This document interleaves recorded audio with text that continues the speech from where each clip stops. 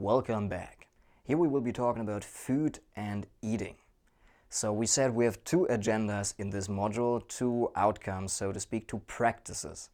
And the practice number one is to get in touch with the body sensations, raising body awareness, and number two is feeling out what's right for the body. So in terms of food and eating, it applies in the following way. We all have to eat, and we can really tune in, how does my body feel?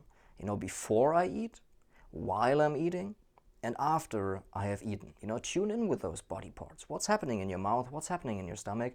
Instead of, being so trapped in the head, tune in with the body, because with that you really feel. You can feel those things out, as we will be talking about in a minute. Also, what time of the day I eat. In what order do I eat my food? This is also related to health. In what quantity do I eat? Maybe too much or maybe too little, depending on you. And maybe it's also to feel that out, in the mood of the day, or kind of, weather conditions of the day. Feel it out.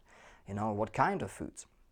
You see, with that we can really train living from a place of myself, so to speak. What is right for me, instead of, what does the convention say?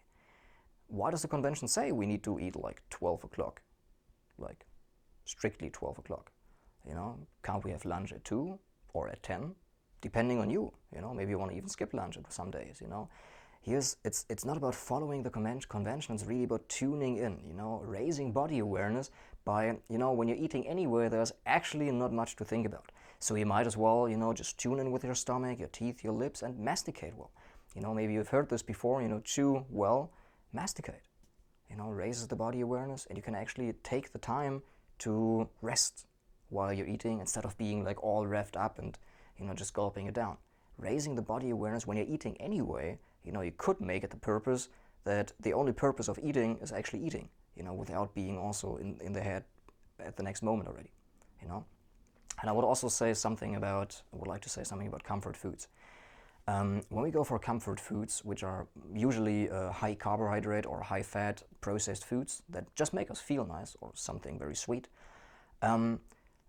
we attract the foods that match our emotional state. You see, when we feel like really light, we tend to attract light foods. It's not just a saying, when you're really happy and you're kind of, just on the go and you do your thing and everything is kind of all right, you feel attracted to like light foods that don't bring you down, because you actually like this kind of light state of mind.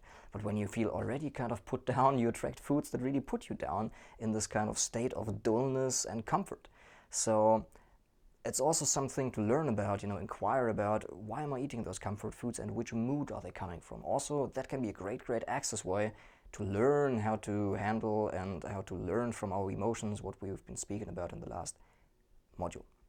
So yeah, that's it on food and eating. Really feel out what's best for you, what foods does my body want to eat, in what order, what quantity, which kinds, learn to tune in with your bodily intelligence that tells you the right thing, and in that way you will also raise like the body awareness in your stomach, wherever it might be, and with that be more, in tune with those sensations which are feelings, and those feelings are related to our overall aliveness. So by getting in touch with our body through food and eating, we grow the ability to feel, which is the prerequisite for a great life. So with that being said, see you in the next video.